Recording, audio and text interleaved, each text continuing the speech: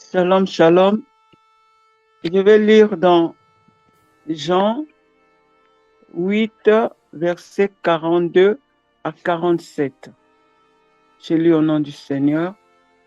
Jésus leur dit, si Dieu est votre Père, vous m'aimeriez, car c'est de Dieu que je suis sorti et que je viens. Je ne suis pas venu de moi-même, mais c'est lui qui m'a envoyé. Le verset 43. Pourquoi ne comprenez-vous pas mon langage? Parce que vous ne pouvez écouter ma parole. Verset 44. Vous avez pour père le diable et vous voulez accomplir les désirs de votre père. Il a été meurtrier dès le commencement et il ne se tient pas dans la vérité parce qu'il n'y a pas de vérité en lui. Lorsqu'il profère le mensonge, il parle de son propre fond, car il est menteur et le père du mensonge. Verset 45. Et moi, parce que je dis la vérité, vous ne me croyez pas. Verset 46. Qui de vous me convaincra du péché, de péché? Si je dis la vérité, pourquoi ne croyez-vous pas? Verset 47, celui qui est de Dieu écoute les paroles de Dieu. Vous n'écoutez pas parce que vous n'êtes pas de Dieu. Moi, mon message, c'est examinons-nous qui sommes enfants de Dieu. Si nous sommes réellement enfants de Dieu, nous devons avoir des comportements exemplaires dignes de repentance. Nous devons marcher dans la droiture. Nous devons suivre Jésus qui est notre modèle, marcher dans la purification, la sanctification, écouter la parole de Dieu, la mettre en pratique, croire en cette parole, obéir à cette parole. La Bible nous dit dans Jean, verset 1, au commencement était la parole, et la parole était avec Dieu, et la parole était Dieu. Si nous remarquons bien que la parole qu'on nous écrit dans Jean est en majuscule, cela veut dire que cette parole, c'est elle-même, c'est la parole, c'est Dieu.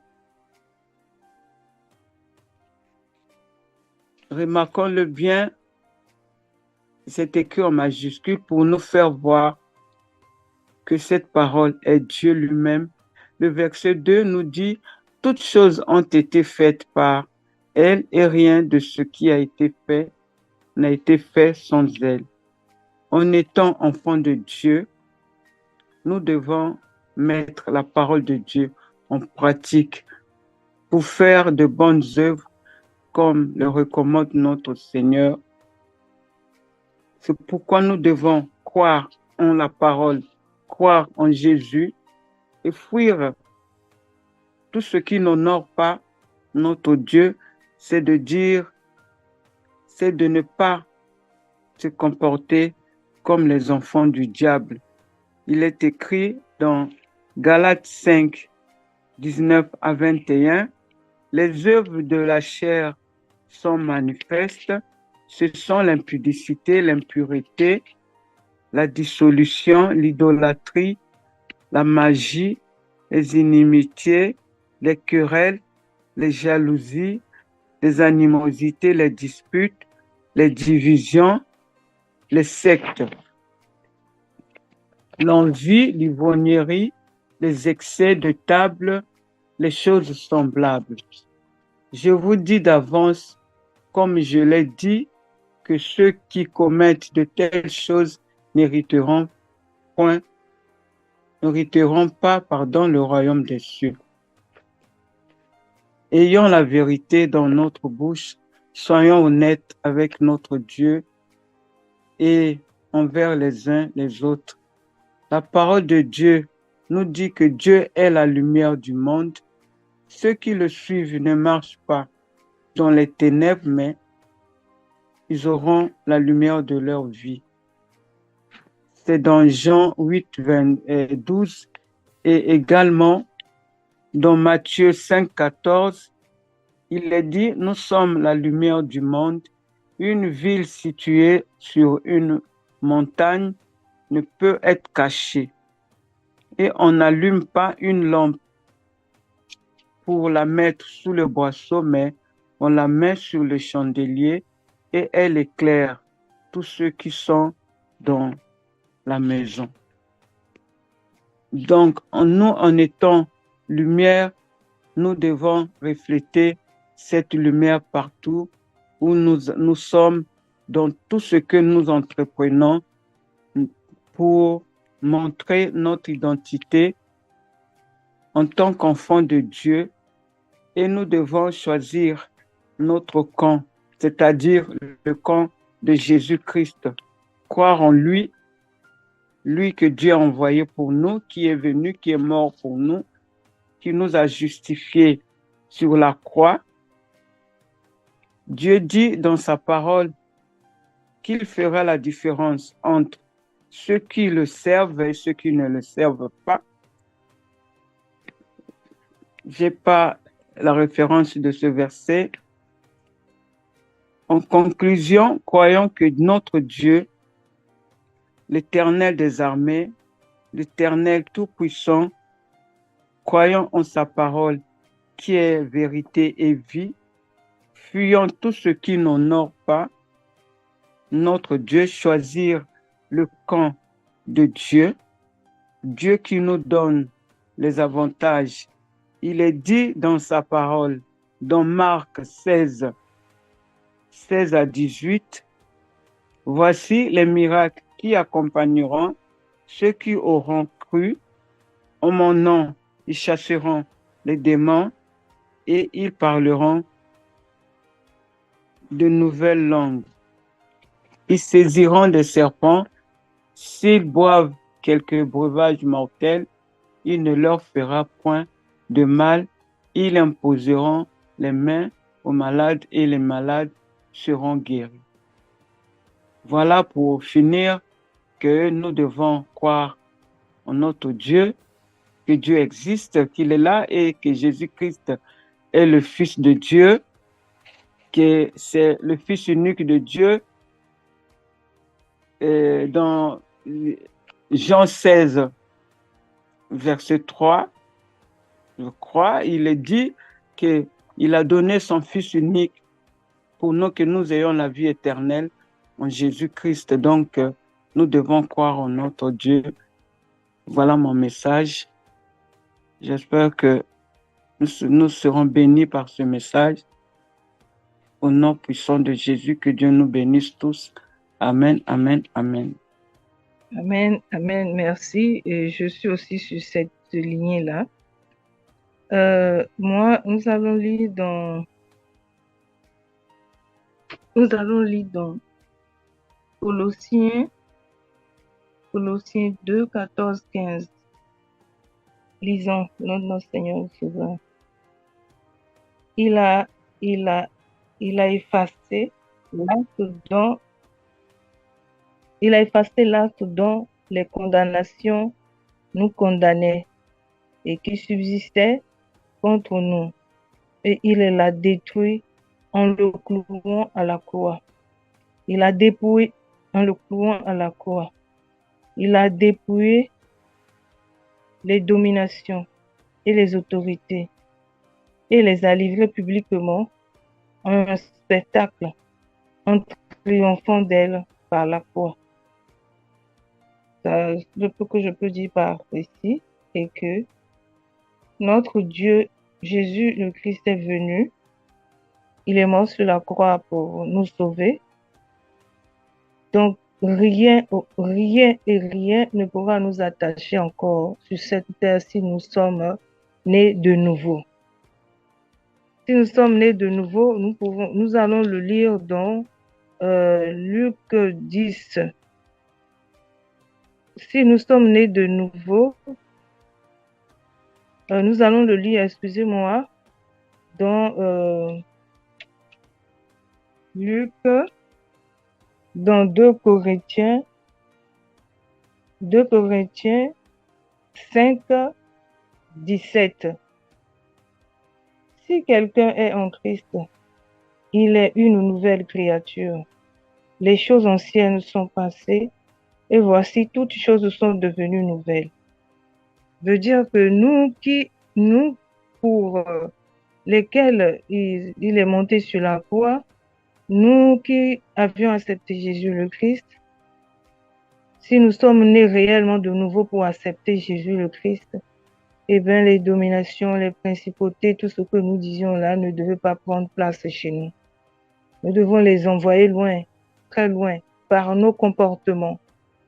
Et comment aimer son prochain sincèrement. Il y a 10 commandements que nos aïeux ont fait descendre. Tu ne voleras pas, tu ne tueras pas, tu ne resteras pas en complicité avec les uns les autres pour pouvoir tuer les autres, tu ne dévasteras pas, ainsi de suite. Mais si on a l'amour sincère du prochain, on ne peut pas faire tout ça. Donc tout ça, ça se réunit, ça regroupe, ça forme un, selon ce qui m'est inspiré maintenant là, un amour sincère du prochain. Avec l'amour sincère du prochain, mes frères et sœurs, tu ne peux pas tuer ton prochain. Si tu l'aimes sincèrement, il n'y aura rien de contraire à l'amour sincère du prochain que Jésus-Christ a eu pour nous, pour se mettre sur la croix, pour nous sauver, pour couper le fil qui nous attachait dans la mort là-bas. Et il nous dit, voici vous qui aurez cru et né de nouveau.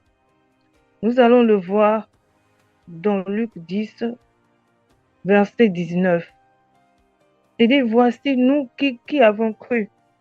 Lisons Luc 10, verset 19. Voici, je vous ai donné le pouvoir de marcher sur les serpents et les scorpions, et sur toute la puissance de l'ennemi, et rien ne pourra vous nuire. Il a dit, nous qui avons cru et baptisé et aimé nos prochains sincèrement, voici les miracles qui nous accompagnent. Et nous sommes purs en nous.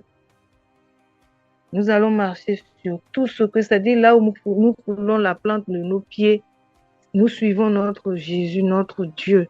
Dans là où nous foulerons la plante de nos pieds, ça nous est donné d'office la possession. Ça nous est donné gratuitement parce que c'est lui qui a créé le ciel et la terre.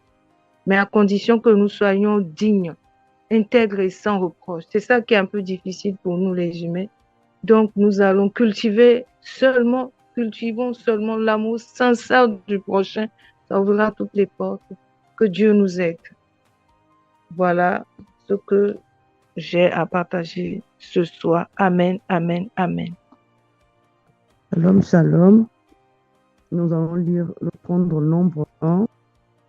Nous allons lire le 2 jusqu'à 5. L'Éternel parla à Moïse dans le désert de Sinaï, dans la tente d'assignation, le premier jour du second mois, la seconde année après leur sortie du pays d'Égypte. Il dit, faites le dénombrement de toute l'assemblée des enfants d'Israël, selon leurs familles, selon les maisons de leurs pères, en comptant par tête les noms de tous les mâles. Depuis l'âge de 20 ans et au-dessus, tous ceux d'Israël en état de porter les armes, vous en ferez le dénombrement selon leur division, toi et Aaron. Il y aura avec vous un homme par tribu, chef de la maison de ses pères. Voici les noms des hommes qui se tiendront avec vous pour Ruben, Élitsur, fils de Chédeur. Voilà. Donc, en fait, je voulais parler d'un message que parce que quand notre Seigneur, il planifie, comment dire, il planifie quelque chose pour toi, ta destinée, et il va le faire, quoi. Donc, le Seigneur a la destinée dans ses mains, donc il va le réaliser. Donc, il faut avoir confiance au fait au Seigneur. Au fait, le Seigneur parle, il nous parle, il nous montre des choses. Donc, parfois, nous ignorons, on fait pas attention, on n'écoute pas, on fait autre chose et c'est pas bon, quoi. Parce que quand le Seigneur nous parle, on doit vraiment écouter, on doit les commandements que le Seigneur nous a mis aussi en place, on doit le faire. On doit suivre la voie du Seigneur. Donc, on doit être obéissant à sa parole. On doit être vraiment digne d'un chrétien ou d'une chrétienne. C'est bon c'est bon pour nous parce que le Seigneur, il parle souvent, il a parlé à Moïse, il a parlé à beaucoup des hommes de Dieu, ils l'ont suivi. Mais la plupart des chrétiens, quand le Seigneur leur parle, ils suivent pas vraiment le chemin du Seigneur. Parfois dans les églises aussi, tu te dis que tu veux être pasteur, mais tu fais pas ce que le Seigneur dit. Donc, c'est pour ça qu'il y en a qui tombent, parce que le chemin que le Seigneur prévoit de nous chrétiens, nous devons suivre vraiment ses commandements. Parce que tout ce que le Seigneur a dit à Moïse, il a exécuté, il le fait. Il écoute le Seigneur, ce que le Seigneur lui dit de faire. Et il est obéissant. Mais nous aussi, nous chrétiens, nous devons aussi écouter la parole, lire la parole, mettre en pratique, faire ce que le Seigneur nous dit de faire, être obéissant. Donc, nous devons le faire pour bien marcher aussi dans la loi du Seigneur. Et le Seigneur aussi va nous faire quand on lui demande quelque chose, on a des soucis, on veut que notre maison soit bien, nos enfants soient bien. Le Seigneur va le faire. Le Seigneur le fait, il le fera si quand nous sommes obéissants. Si nous ne sommes pas obéissants, nous marchons n'importe comment, nous mentons, nous faisons du mal. Je ne crois pas que le Seigneur va le faire. Moïse, le Seigneur, il sait pourquoi il a choisi Moïse aussi. Moïse, il écoute le Seigneur quand le Seigneur lui dit des choses, il le fait. Il le fait. Et le Seigneur aussi, il a confiance en Moïse. Il y a beaucoup de personnes maintenant là, ils sont malades, il y a beaucoup de choses qui se passent parce qu'il n'y a pas l'obéissance, il y a rien qui se passe en eux. Ils font du mal, ils font des trucs pas bien dans le monde va mal, les présidents, ils font pas ce que notre Seigneur aussi nous. L'amour aussi, il n'y a pas l'amour. Hein. Notre Seigneur nous aime, il nous aime vraiment, donc il nous demande vraiment d'aimer aussi, de faire de pratiquer, de faire ça, de vraiment mettre en pratique sa parole, comme il est dit dans la Bible aussi. Parce que quand le Seigneur, il a fait le monde, il a créé les humains, il a fait tout, il a mis ça sur la terre, et il savait pourquoi. Et puis il a fait ça avec amour. Donc nous aussi, nous devons faire des choses avec amour, écouter, parler au Seigneur, remercier le Seigneur de ce qu'il fait pour nous. Nous sommes là, nous sommes vivants, toujours lui remercier parce que c'est sa grâce, c'est pas la grâce des hommes, c'est pas grâce à nous que le souffle de vie se renouvelle toujours. Donc c'est pour ça que notre Seigneur, il nous aime aussi, quoi. Donc Moi, je voulais seulement parler une reconnaissance vers le Seigneur et que nous devons mettre aussi en pratique la parole du Seigneur pour montrer au Seigneur que sa parole vaut toute chose. Sa parole nous fait grâce, sa parole nous relève, sa parole nous fait vraiment voir la vie. Et si on a cette vie-là, c'est la parole qui nous a donné notre Seigneur. Donc nous devons toujours obéir à la parole du Seigneur. Voilà mes frères et sœurs. Donc je vous laisse avec ce message. Bonne soirée. Merci.